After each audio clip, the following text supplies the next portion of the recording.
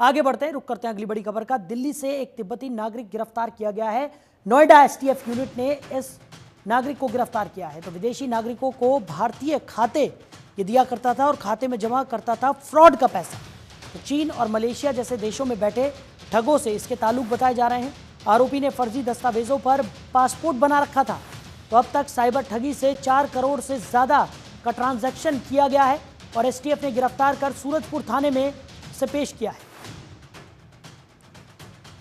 तो चीन और मलेशिया जैसे देशों में बैठे ठगों से इसके ताल्लुक बताए जा रहे हैं। तो आरोपी ने फर्जी दस्तावेजों पर पासपोर्ट बना रखा था। तो दिल्ली से एक तिब्बती नागरिक गिरफ्तार किया गया है। नोएडा एसटीएफ यूनिट ने इस तिब्बती नागरिक को गिरफ्तार किया है। बताया जा रहा है कि विदेशी नागरिकों को यह भारतीय खाते देता था। खाते में फ्रॉड का पैसा जमा कराता था। चीन और मलेशिया जैसे देशों में बैठे ठगों से इसके ताल्लुक बताए जा रहे हैं।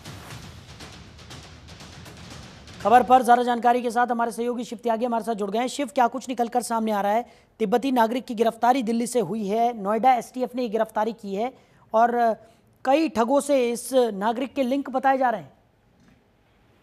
देखिए, यूपी एसटीएफ की नोएडा टीम के द्वारा ये पूरी गिरफ्तारी की गई है। तिब्बती नागरिक है जिसकी गिरफ्तारी के लिए पिछले काफी समय से नोएडा एसटीएफ की टीम जो यहाँ पे प्रयास कर रही थी, क्योंकि कई ऐसे लिंक मिले हैं जिससे इसकी गिरफ्तारी हुई है।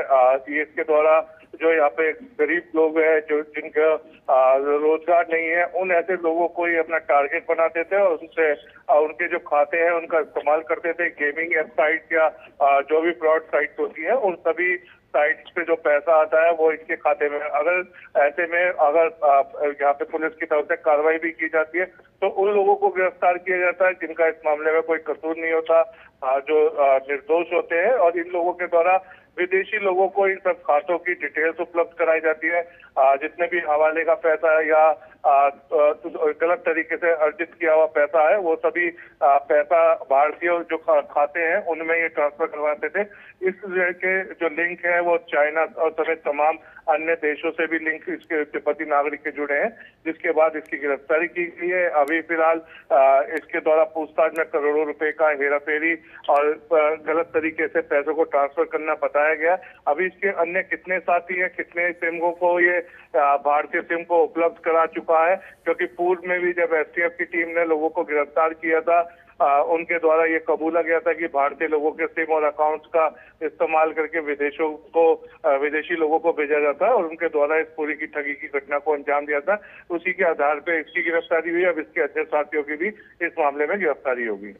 शिव, जिस तरीके से नोएडा एसटीएफ यूनिट ने इस तिब्बती नागरिक को गिरफ्तार किया है, क्या किसी तरह का कोई इनपुट यहाँ पर नोएडा एसटीएफ को मिला था जिसके बाद ये गिरफ्तारी हुई है? और दूसरी तरफ विदेशी नागरिकों को जिस तरीके से ये भारतीय खाते यहाँ पर प्रोवाइड कराता था, साथ ही साथ चीन और मलेशिया जैसे देशों में बैठे ठगों से इसके ताल्लुक, जैसा कि आपने जिक्र किया, बताए जा रहे हैं, तो कहीं ना कहीं ये एक बड़ा सिंडिकेट हो सकता है।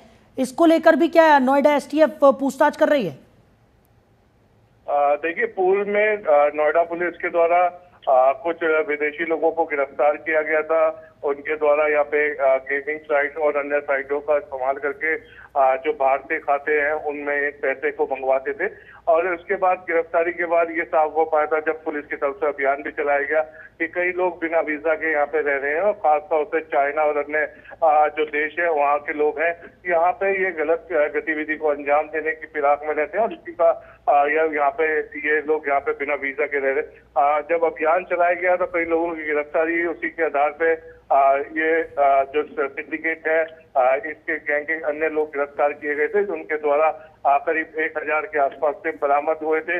उन्होंने बताया कि उस सिम का इस्तेमाल करके ये लोगों से फ्रॉड करा करते थे और ऐसे में जब सिम किसी और आईडी पे होता था और पुलिस की तरफ से गिरफ्तारी की जाती थी तो इन लोगों को आसानी से बच जाते थे। खातों का ये इस्तेमाल करते थे जिससे गेमिंग वेबसाइट या फ्रॉड साइट से जो पैसा आता था वो उन खातों में आता था और ये 10 से 15 हजार रुपए उस व्यक्ति देते। इन लोगों के द्वारा